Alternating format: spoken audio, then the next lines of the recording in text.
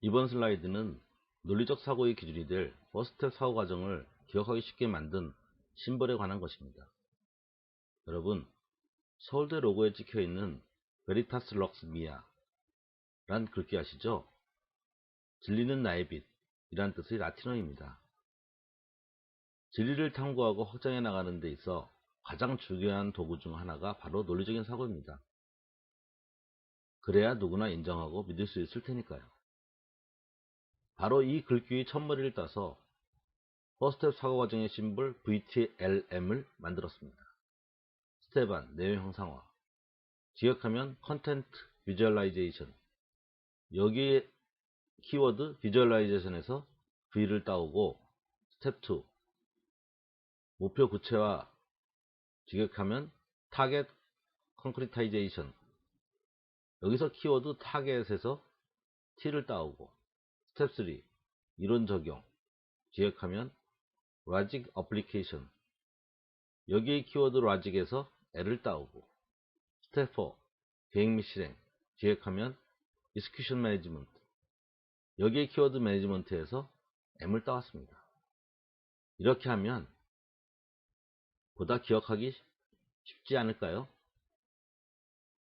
다음은 이번 강의의 마지막 세션으로 실제 예제를 가지고 4스텝 사고를 이용하여 문제를 풀어가는 과정을 보여드리도록 하겠습니다.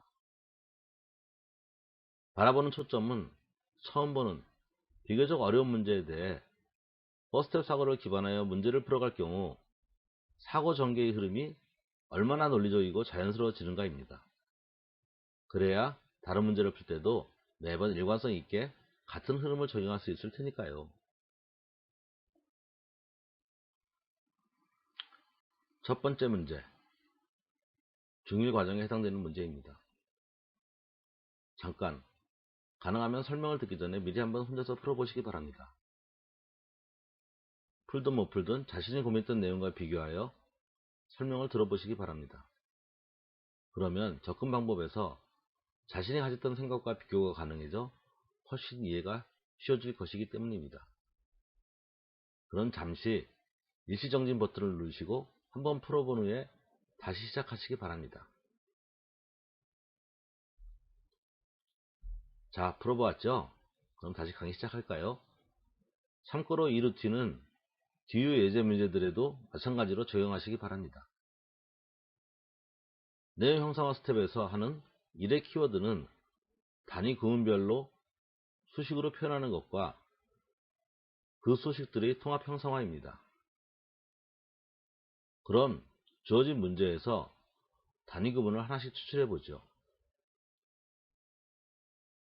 첫 번째 구문을 살펴보면 A컵에는 8%의 소금물이 500g. 이 내용을 수식으로 표현하려면 농도에 대한 이론을 알아야 합니다. 소금물의 농도를 구성하는 요소는 소금물과 소금이니 이를 수식으로 표현하여 정리해 봅시다. 소금물이 500이고 농도가 8%이니 소금의 양은 500 곱하기 100분의 8 해서 40이 나옵니다. 마찬가지로 다음 구문 B컵에는 5%의 소금물이 300g을 정리하면 소금의 양은 15가 됩니다. 이제 다음 구문 Xg의 소금물을 덜어내어를 표현해 봅시다.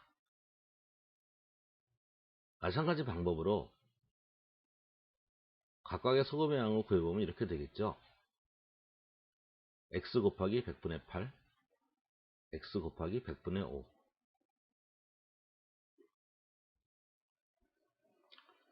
그리고 다음 구문 서로 바꿔 넣었던 일을 표현해 봅시다.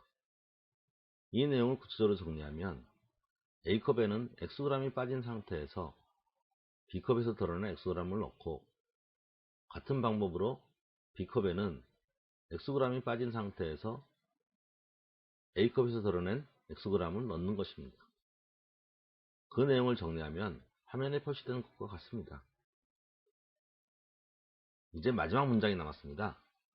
두 컵 안에 소금물의 농도가 같아졌다.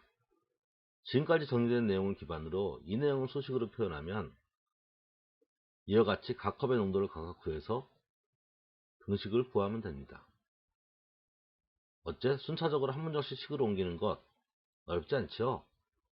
맞습니다. 이렇게 하나씩 풀어서 하니 그리 어렵지 않은 것 같습니다. 물론 관련된 농도 이론을 안다면 말이죠. 스텝 2. 목표 구체화. X의 값을 구하여라. 이 문제의 경우는 내용 형상화 과정을 통해 목표가 이미 자연스럽게 수식의 한 과정으로 구체화되었으므로 별도로 할 일은 없습니다. 스텝 3. 이론 적용. 마찬가지로 추가적인 작업이 필요 없이 이미 내용 형상화 과정을 통해 도출된 방정식을 풀기만 하면 됩니다. 스텝 4. 계획 및 실행. 이론 적용 스텝에서 결정된 대로 정해진 1차 방정식을 풀기만 하면 되겠죠. 자, 문제가 해결되었네요. 지금까지 퍼스트 사고 과정을 적용하여 실전 문제를 풀어보았습니다. 어떻게 느끼셨나요? 문제풀이의 전개 과정이 자연스러웠나요? 그렇다면 이러한 문제의 유형을 외워서 특별히 기억하지 않더라도 다음에 유사한 문제들을 쉽게 풀어갈 수 있지 않을까요? Lessons and Learns. 이 Lessons and Learns는 문제를 푸는 과정에서 뭔가 어려움을 느끼셨을 때 그것을 구체적으로 정리해 봄으로써 다음 시도에서는 새로운 변화를 이끌어내기 위함입니다. 왜냐하면 새로운 변화만이 나를 발전시킬 테니까요. 만약 먼저 생각해 보았을 때 이 문제를 풀기 어렵게 느끼셨다면 그것은 아마도 한 문장씩 구체화한 후 전체를 연결해 나가지 않고 욕심을 내어 한꺼번에 전체 문맥을 파악하여 정답을 찾으려 했기 때문일 것입니다. 문장 하나씩 구체화하고 그것을 형성하는 것은 그리 어렵지 않습니다. 그러나 각 요소를 구체화하지 않은 상태에서 여러 문장들 간의 문맥을 한 번에 파악하려 시도한다면 그것은 누구에게나 무척 어려운 일이 됩니다. 어려운 문제일수록 원칙을 지켜 하나씩 하나씩 접근하시기 바랍니다. 두 번째 문제, 중위 과정에 해당되는 문제입니다. 잠깐, 마찬가지로 설명을 듣기 전에 미리 한번 혼자서 풀어보시기 바랍니다. 그럼 잠시 일시정지 버튼을 누르시고 한번 풀어본 후에 다시 시작하시기 바랍니다.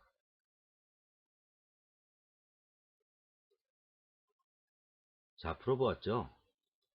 내용 형상화 스텝에서 하는 일의 키워드는 단위 구문별로 수식으로 표현하는 것과 수식의 통합 형상화입니다. 그럼 주어진 문제에서 단위 구문들을 하나씩 추출해보죠. 화면상에 비춰진 구문들이 추출된 단위 구문들입니다. 1차 함수 y는 equal ax 플러스 1 플러스 a. 이렇게 문장이 아닌 수식으로 바로 주어진 경우는 반대로 이 수식이 내포하고 있는 것을 찾아내어 구체화할 수 있어야 하고 그것을 형상화할 수 있어야 합니다. 주어진 식 y는 equal ax 플러스 1 플러스 a는 무엇을 내포하고 있을까요? 만약 그것을 찾아내지 못한다면 문제의 내용 전체는 우측의 그림 수준에서 주어진 전체 내용이 형상화되어집니다. 잠시 살펴보죠. A점과 B점이 형상화되어 있고 두 점을 잇는 선분. 그런데 주어진 직선식은 기울기도 y절편도 알려지지 않아 이 내용 파악만을 가지고는 목표를 구체화시킬 수 없어 더 이상 진행이 곤란해집니다. 이렇게 된 이유는 1차 함수의 이론에 대한 이해가 부족하여 주어진 식으로부터 내포된 의미를 찾아내지 못했기 때문이라 할 수 있습니다. 그럼 더 나아가기에 앞서 1차 함수 이론을 좀 더 보강해 봅시다. 1차 함수는 그래프로 형상화하면 직선의 형태가 됩니다. 그런데 서로 다른 두 점이나 한 점과 기울기가 주어지면 하나의 직선이 결정되어집니다. 이것을 기하학적으로 직선의 결정 요소라고 하죠. 하나의 직선을 결정하려면 두 개의 정보가 필요한 것입니다. 그래서 1차 함수의 일반식 y = ax 플러스 b에는 정해지지 않은 문자 a, b 두 개가 있는데 이는 아직 정해지지 않은 두 개의 정보, 서로 다른 두 점이나 한 점과 기울기에 해당한다 할 수 있습니다.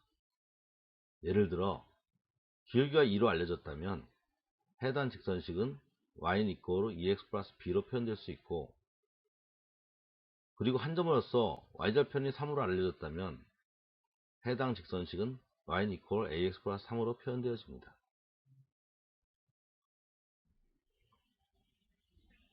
이 정도의 이론 보강을 가지고 식 y = ax 플러스 1 플러스 a를 다시 살펴봅시다. 정해지지 않은 문자가 단지 하나만 있으므로 이 식은 나머지 하나의 정보가 알려졌다는 것을 내포하고 있습니다.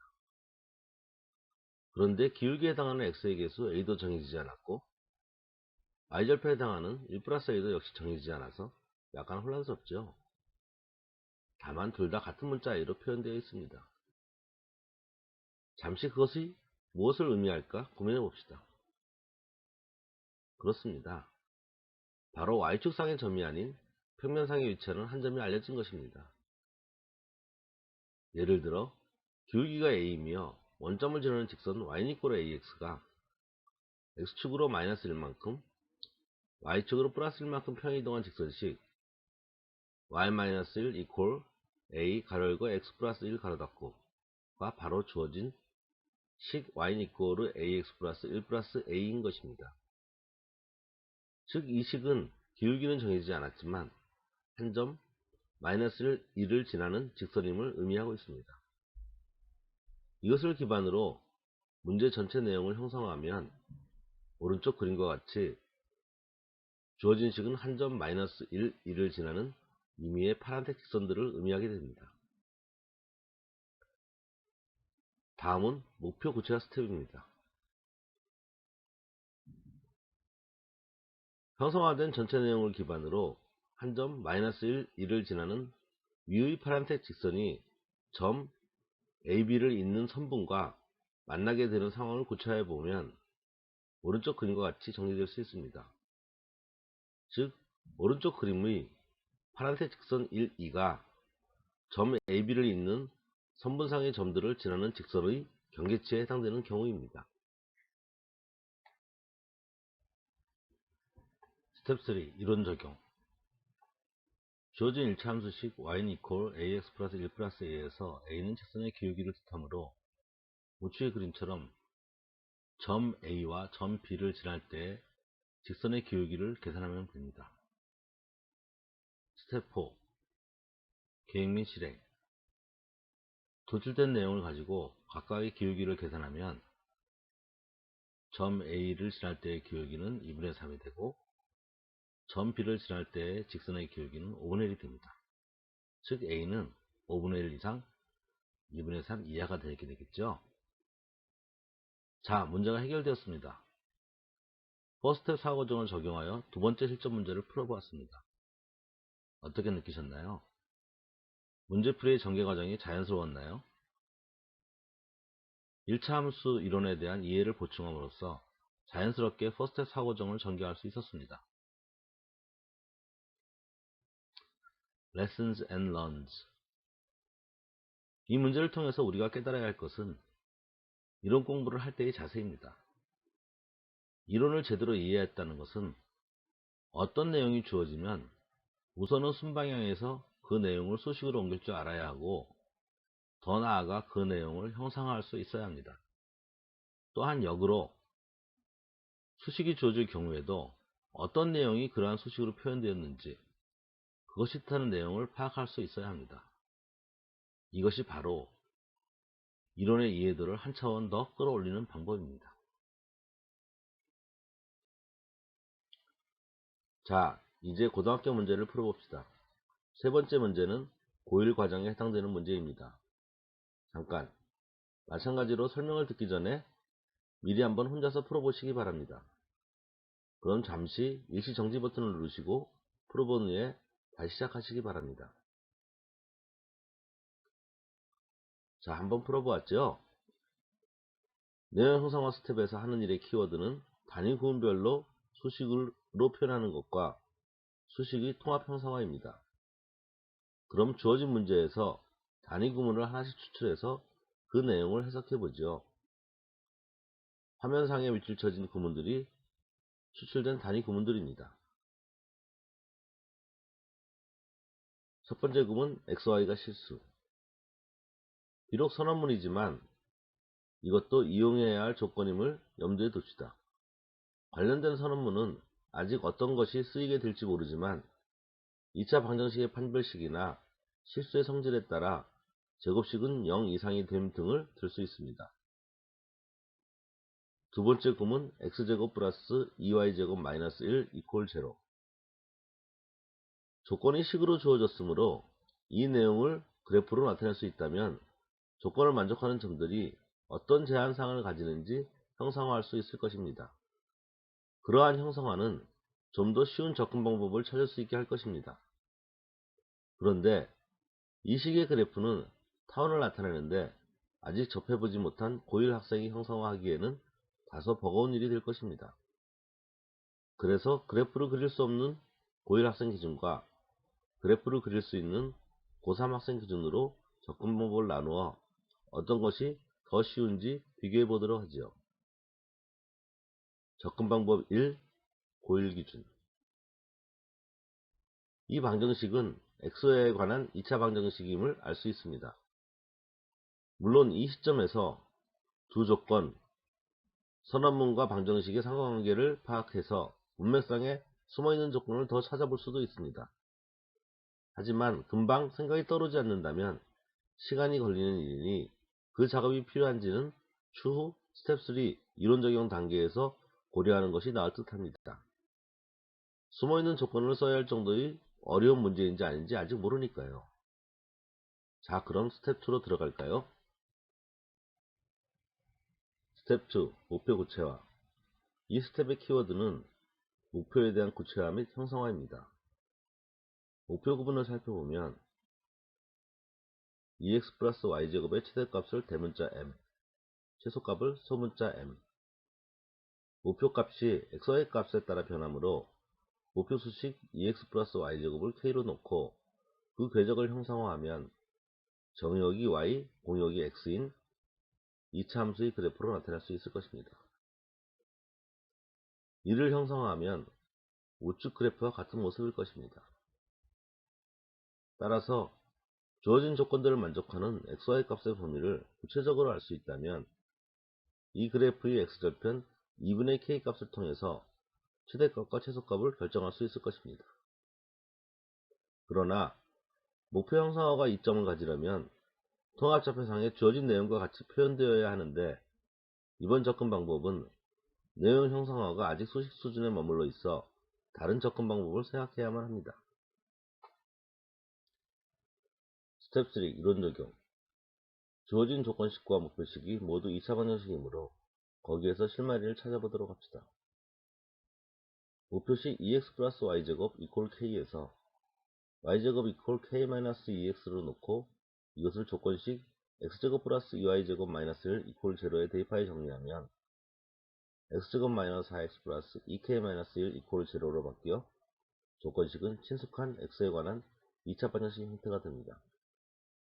그런데 X가 실수라 했으므로 정리되는 2차 방정식이 실수해를 가져야 함을 알 수 있습니다. 그런데 실마리를 찾다 생각하고 계속해서 실수의 조건 판별식 D가 0 이상의 됨을 가지고 풀어가면 틀린 애가 나오게 됩니다. 왜 그럴까요? 1차적으로 제일 먼저 점검해야 할 것이 주어진 모든 조건을 이용했는지 체크하는 것이었죠. 이를 기준으로 살펴보면 Y가 실수라는 조건을 아직 이용하지 않았다는 것을 찾을 수 있습니다. 맞습니다.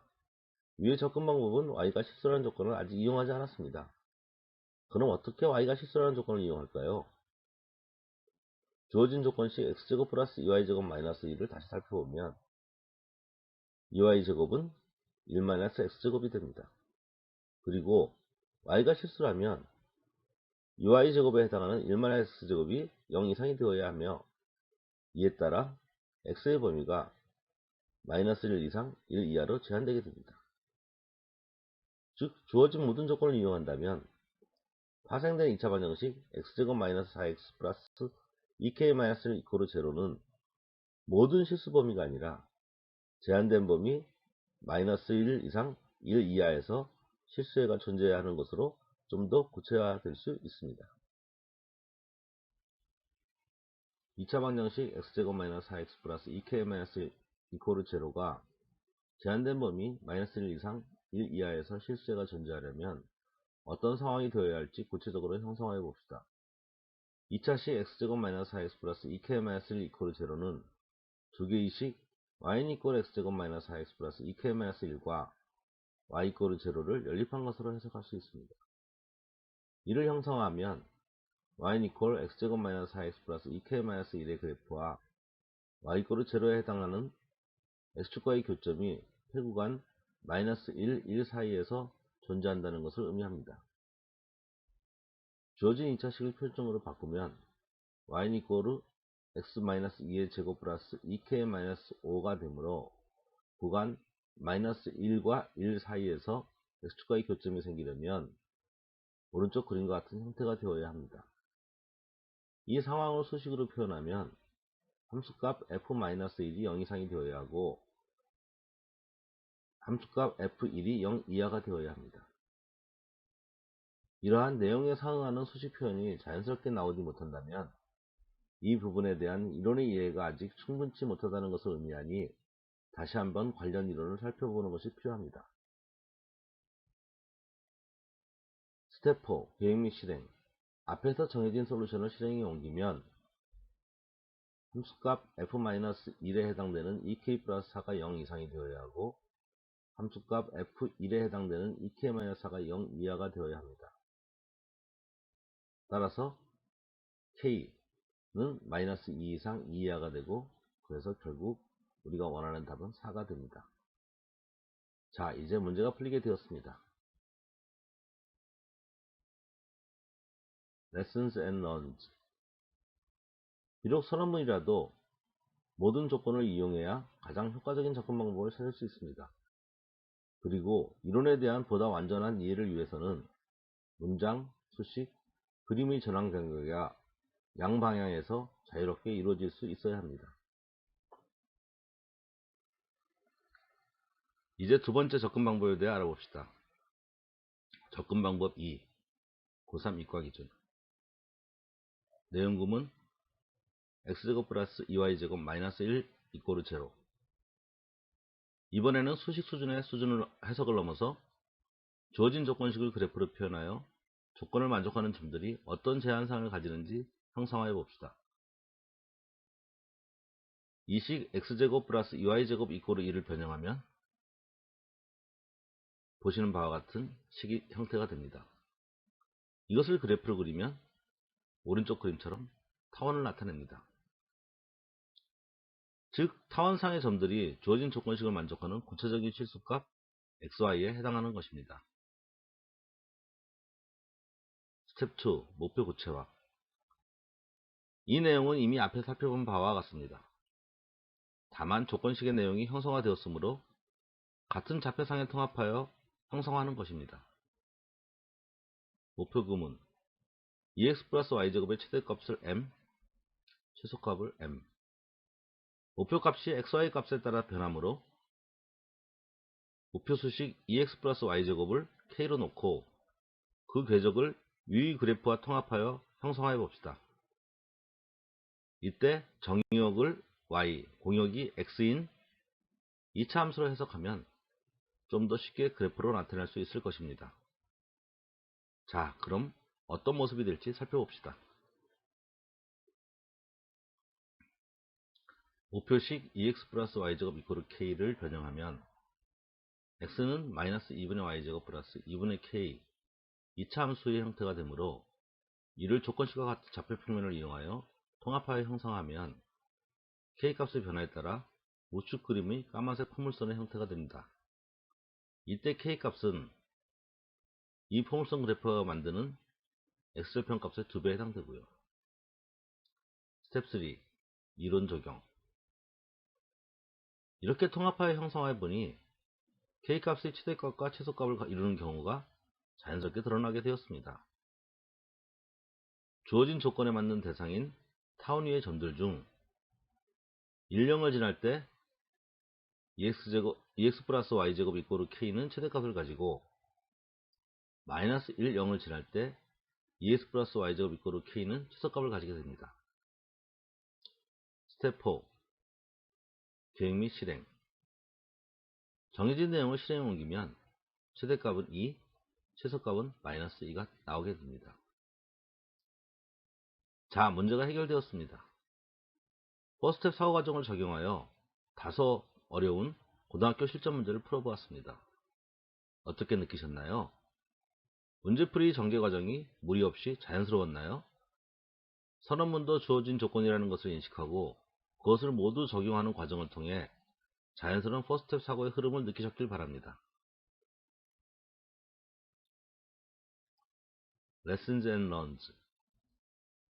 식만을 가지고 대수적인 방법으로 해결하는 것보다 전체적인 형성화를 통해 상호 문맥을 파악하는 것이 일반적으로 훨씬 쉬운 방법임을 알 수 있게 되었습니다. 그리고 그것이 당연한 일임을 깨달아야 합니다. 형성화를 통해 전체적인 지도를 구축한 후 길을 찾아가는 것이 막막하게 맨 땅에 헤딩하는 것보다 훨씬 쉬운 것은 당연한 이치이기 때문입니다. 그러려면 이론 공부를 할 때 단지 결과 공식만을 외울 것이 아니라 서로 길들이 엮여져 있는 이론 지도를 구축하도록 노력해야 할 것입니다. 네 번째 문제는 고의 과정에 해당되는 문제로 이번 세션의 마지막 예제입니다. 앞과 마찬가지로 설명을 듣기 전에 미리 한번 혼자서 풀어보시기 바랍니다. 그럼 잠시 일시정지 버튼을 누르시고 한번 풀어본 후에 다시 시작하시기 바랍니다. 자, 풀어보았죠? 그럼 다시 강의 시작할까요? 스텝 1. 내용 형상화. 내용 형상화 스텝에서 하는 일의 키워드는 단위 구문별로 수식으로 표현하는 것과 수식의 통합 형상화입니다. 그럼 주어진 문제에서 단위 구문을 하나씩 추출해서 그 내용을 해석해 봅시다. 화면상에 비춰진 구문들이 추출된 단위 구문들입니다. 내용 구문 첫 번째. 최고 차항의 개수가 1인 3차함수 fx. 이 문장을 식으로 표현하면 fx equal x제곱 플러스 ax제곱 플러스 bx 플러스 c 인 미지수가 새긴 3차 함수 형태가 됩니다. 내용 구문 두 번째. 모든 실수 x에 대하여 f-x equal -fx. 이 수식의 표현은 y equal fx가 원점에 대해 대칭인 기함수임을 뜻합니다. 이 두 조건을 모두 만족하는 함수의 개형을 그려보면 우측 위의 그림과 같습니다. 그리고 이 그래프를 식으로 표현하면 fx equal x 곱하기 x 플러스 a 곱하기 x 마이너스 a. 두 번째 조건에 의해 미지수가 한 개로 줄었습니다. 그럼 좀 더 쉬워졌죠? 다음은 스텝 2. 목표 구체화입니다.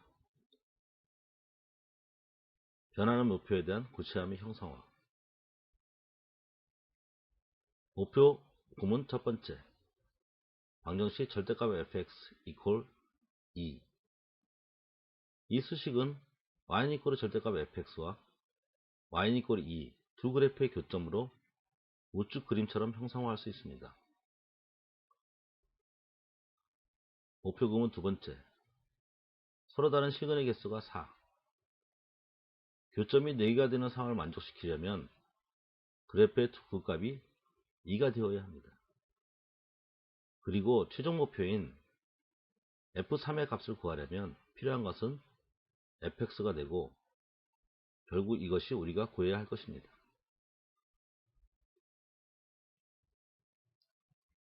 스텝 3. 이론 적용. fx를 구하기 위해 현재까지 밝혀진 내용을 살펴보면 내용 형상화 단계에서 이미 fx equal x 곱하기 x 플러스 a 곱하기 x 마이너스 a로 미지수가 한 개인 식으로 구체화되었습니다. 그런데 목표 구체화 단계에서 또 다른 조건식 극값 equal 2가 생겨났으므로 이를 이용하면 나머지 하나의 미지수를 결정할 수 있습니다. 스텝 4. 계획 및 실행.